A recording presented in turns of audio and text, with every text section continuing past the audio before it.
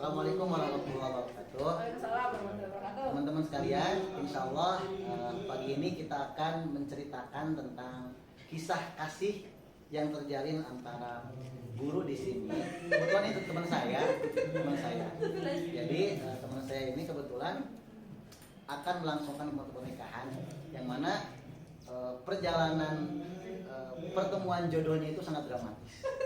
Nah, jadi untuk lebih lengkapnya, mari kita simak ceritanya. Calon suami itu ngajarin apa? Ajar olahraga tadinya. Ngajar olahraga. Bagaimana Bu Ara? Ya, Awal cerita Bu Ara tertarik ataupun bertemu dengan calon ini. Iya, jadi karena itu dicomblangin sama Bu Aziza sama Pak Em, dikirim ke grup. Ya, Nah, terus awalnya kan ya udah biasa aja kan, kalau mikir nggak mungkin, aku sih aneh banget gitu kan, nggak mungkin lah gitu. Terus ternyata waktu itu nggak lama sih, beberapa hari dari situ beliau itu ya udah ngechat gitu Pak. Ngechatnya cuma apa ya waktu itu ya? Chat bahwa dia itu tertarik sama Anda. Bukan enggak. Ini soft ya apa enggak belak-belakan. Sudah makan belum? Enggak lah, anak aja emang bocah. Perkenalannya ngomong cuman apa? Di ini ada piket, gimana Bu kalau piket gitu.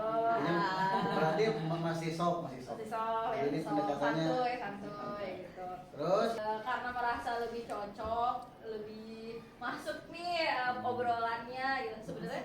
Nah itu tuh tapi sambil santuy kan Pak gitu. Nah terus ya udah akhirnya dijalanin aja.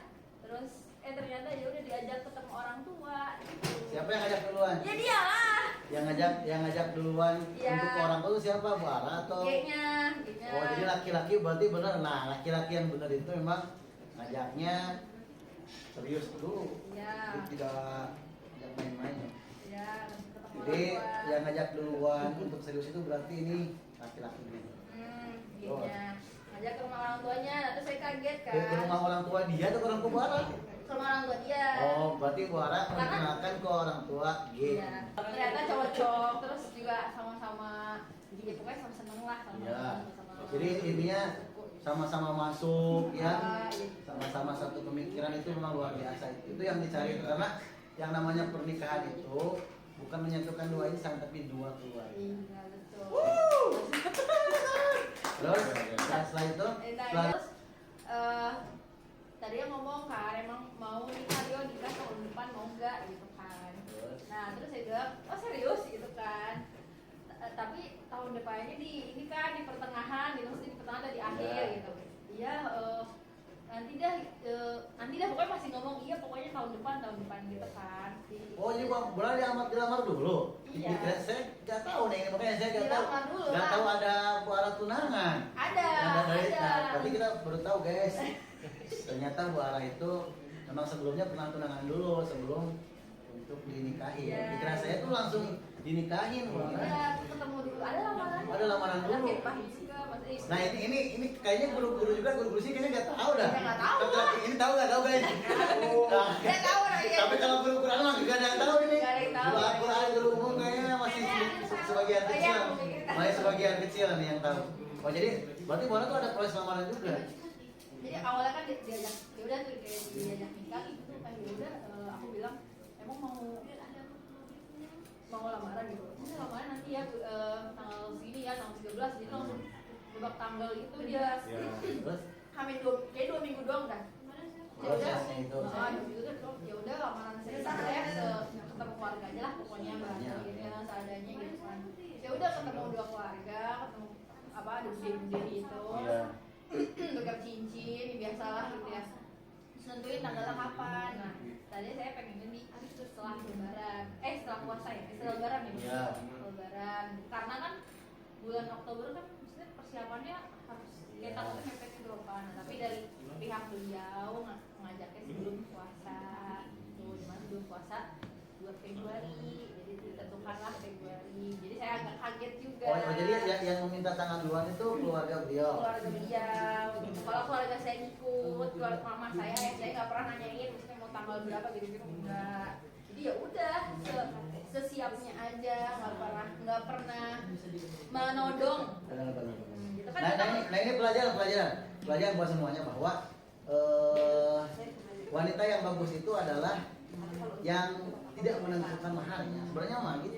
Karena wanita juga sebenarnya berhak untuk menentukan mahar itu berhak. Cuman sebaik-baiknya wanita itu yang tidak menentukan maharnya. Dan bagusnya Bu Ara ini gak jauh kayak saya. Jadi gini, dulu yang menentukan tanggal itu memang laki-laki dan perempuan itu. Dalam artian begini, dari sekarang udah kelihatan bahwa perempuan itu memang menurut sama laki-laki. Dan saya itu ingat bahwa saya dinasihatin sama orang tua saya, jangan pernah kamu bikin kesempatan untuk perempuan mengambil sebuah keputusan. Nah, makanya keputusan itu diambil oleh laki-laki seolah-olah ayo kasih tantangan gitu. Kasih tantangan, mau gak dia? Kalau mau ya udah ayo. Kalau gak mau ya udah. Masih banyak yang lain. Itu masih ingat saya kata-kata teman orang tua saya. Karena jangan dalam artian jangan kita mengiyakan terus perkataan perempuan. Karena nanti akan kebiasaan. Kebiasaan hal terkecilnya yaitu diawali dengan menentukan pernikahan. Karena sejatinya kan laki-laki yang memutuskan ya. Dan ini saya sukanya Bu Ara itu tidak mensyaratkan pesta yang ataupun pernikahan yang aneh-aneh kayaknya. Soalnya kalau dengar dari cerita tadi itu memang persiapannya sangat mendadak, persiapannya spontan dan sebagainya, berarti kan itu menggambarkan bahwa Bu Ara itu tidak mesti tidak mesti memudahkan laki-laki. Nah ini berarti pelajarannya. Berarti untuk para jomlos atau laki-laki, baik-baiknya perempuan adalah yang tidak menentukan maharnya meskipun dia berhak. Laki-laki juga jangan takut, jangan menyerah untuk mencari perempuan, pasti dapat lah. Nah terus berarti yang menentukan Pak Geri. Terus akhirnya Bu Ara mengikuti. Akhirnya Bu Ara mengikuti. Kalau serius cepet banget gitu kan. Karena kan nggak keburu. Dari lamaran ke pernikahan gak beda jauh ya. Iya, cuman maksudnya kita belum siap apa-apa gitu loh Pak, belum nyiapin apa-apa dari apa maksudnya milih apa-apa tuh enggak, belum ada sama sekali bekalnya gitu gak ada gitu lah rasanya ya. Nah, terus persiapannya sangat cepet banget lah, semuanya di sunsetin. Iya, berarti langsung Bu Ara cari gedung segala macam lah ya, cari tempat segala macam. Ya udah pusing-pusing bareng tapi sambil happy aja, alhamdulillah nggak pernah berantem juga kita. Masya Allah. Nggak tahu ya alhamdulillah ya tidak pernah bertikai adu mulut segala macam. Sama-sama apa ya mengalah juga. Jadi itulah yang membuat saya iya nih kayaknya cocok jadi suami. Bagus. Nah ini poin juga nih, jomblo dibagi ataupun yang udah nikah, bahwa kecocokan itu memang kita yang bangun ya, karena tidak akan langsung cocok. Dalam artian Bu Ara juga tadi merasa cocok dengan calonnya. Kemudian yang saya tangkap begini Bu Ara, tidak pernah adu mulut, nah itu bagus. Tapi seandainya nanti ada adu mulut, itu anggaplah Bu Ara, anggaplah pupuk kalau dalam tanaman. Pupuk itu bau, tapi menyubur kan? Tamparan itu sakit Bu Ara, tapi kan itu menyadarkan. Jadi meskipun terkadang kita nanti adu mulut, anggaplah itu mau bumbu-bumbu lah. Tapi yang saya garis bawah itu benangnya itu begini. Saya masih ingat kata guru saya, nikah itu ibarat kita memegang benang. Jadi Bu Ara memegang benang, calonnya memegang benang.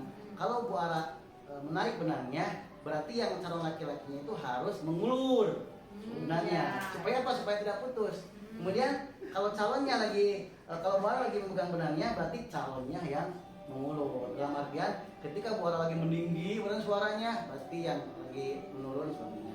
Kemudian suaminya yang lagi meninggi, ya nanti Pak Jadi dengan adanya hal tersebut, maka tidak akan putus benang. Sekencang apapun benang, kalau dia tarik menarik pasti akan putus. Tapi sebaliknya, serapuh apapun benang, kalau dia saling mengalah tidak akan putus. Terus lanjut Bu Ara. Jadi akhirnya Bu Ara memutuskan untuk mengiyakan tanggal Bismillah tanggal 2 karena kata mama ya udah disegerakan lebih bagus gitu. Nah ini bisa. Terakhir mungkin ya. Karena nikahnya juga belum. Jadi makanya saya pertanyaan terakhir. Nah setelah nikah nanti ada rencana seperti apa? Apakah ada rencana tuh tinggal di mana gitu dengan beliau, atau di rumah Bu Ara, atau di rumah Pageri, atau di suatu tempat di mana, atau di pegunungan? Iya, di pegunungan Lebah semua itu. Gimana Bu Ara setelah nikah lanjutannya? Insya Allah Di sana. pengen pisah sama orang tua, udah sewa nyari sewaan rumah, gitu. Biar supaya mandiri. Tuh. Dan itu disetujui tidak oleh orang tua? Alhamdulillah. Jadi orang tua Bu Ara setuju, orang tua beliau setuju. Alhamdulillah. Setuju untuk pisah rumah. Dan memang udah lebih bagusnya pisah rumah, namanya sudah menikah kan berarti sudah punya rumah tangga sendiri, gitu. Supaya biar mereka berdua yang urus lah gitu. Kalau kata orang tua mah. Nah ini saya dapat pelajaran juga ini. Terkadang orang tua itu, orang tua yang biasanya itu disebutnya itu saking sayangnya sama anaknya, tidak mau melepas anaknya, sehingga mereka sudah nikah pun nggak boleh keluar dari rumah. Berarti ini keluarga Pageri itu ternyata sudah memiliki kecocokan dan kesamaan pendapat, kesamaan paham bahwa ini itu harus berpisah dari rumahnya, karena memang benar. Karena mereka juga sayang sama Nah, kita. karena benar, saya masih ingat Bu Ara, karena yang namanya satu atap itu tidak boleh ada dua raja. Nah, jadi kalau kita ada dalam satu atap, kemudian dua raja yang pertama keluarga Bu Ara, yang pertama raja keluarga gitu, pasti itu akan bertentangan. Karena itu akan, saya masih ingat teman saya tinggal Bu Ara di sama mertuanya. Padahal hal sepele bisa jadi besar. Iya. Nah, contoh gini nih, teman saya masih ingat. Saya itu katanya, masa kan dibilang gini. Waktu itu saya tuh mau makan sama istri saya. Istri saya tuh ngegoreng telur. Goreng telur kan kalau biasa ya dadar. Nah, goreng dadar telur. Ya kalau kita makan sama telur kan biasa ya. Terus masa orang tuanya bilang gini, masa sama ini doang makannya? Nah itu tuh yang saya langsung gak nafsu makan. Nah itu terkadang hal-hal seperti itu yang terkadang membuat rumah tangga itu tadinya padahal kita baik-baik aja. Saya katanya sama istri saya baik-baik aja, tapi karena omongan pedas itu ya saya jadi gak enak, istri juga saya gak enak. Nah ini berarti menjaga perasaan anak itu orang tua yang bagus. Berarti harap sudah berencana untuk memisah supaya tidak ada perselisihan juga ya. Kan kita kan nggak tahu pasti semua orang tuh ada buruknya apa ya, mungkin bagus semua. Nah, belum tentu orang lain tuh suka dengan keburukan kita. Kan yang cuma bisa terima keburukan kita kan pasangan kan. Nah, belum tentu nanti orang tua A, orang tua B bisa terima daripada jadi kalau Bu Ara tinggal di rumah Pageri, nanti Bu Ara yang gak enak. Nanti gitu. kalau Pageri yang tinggal di rumah Bu Ara, Pageri yang gak enak. Ya itu. Jadi daripada ada pertikaian di depannya, ya lebih baik kita itulah saling menjaga aja gitu. Ya mungkin itu Bu Ara, terima kasih ceritanya. Coba Bu Ara closing statement untuk para teman-teman jombloers ataupun yang sudah menikah, pesan-pesannya. Bismillah, yang penting berdoa sama Allah, minta pasangan yang paling pas untuk kita, karena yang berlebihan itu tidak baik, yang kurang itu juga tidak baik gitu. Jadi pilihlah yang paling pas. Luar biasa. Ya Bu Ara, mungkin kami cuma bisa mendoakan mudah-mudahan sepatu setiap sampai tua. Amin. Kadang sepatu itu memang bentuknya tidak sama Bu Ara, tapi langkahnya pasti bersamaan. Nah, terkadang dia itu berjalan tidak berbarengan, tapi tujuannya sama. Nah itulah, jadi terkadang kita nanti setelah menikah ada pertikaian ataupun ada perselisih paham, anggaplah itu biasa, karena yakin tujuannya pasti sama, untuk menuju surga. Ya, niatkan pernikahan ini adalah penyempurnaan ibadah. Ya, jadi sama-sama Bu Ara. Ya, dan untuk pengantin nanti, calon-calon pengantin baru dan pengantin bari yang sudah lama mohon untuk tidak berhenti belajar. Terima kasih banyak. Assalamualaikum warahmatullahi wabarakatuh. Waalaikumsalam.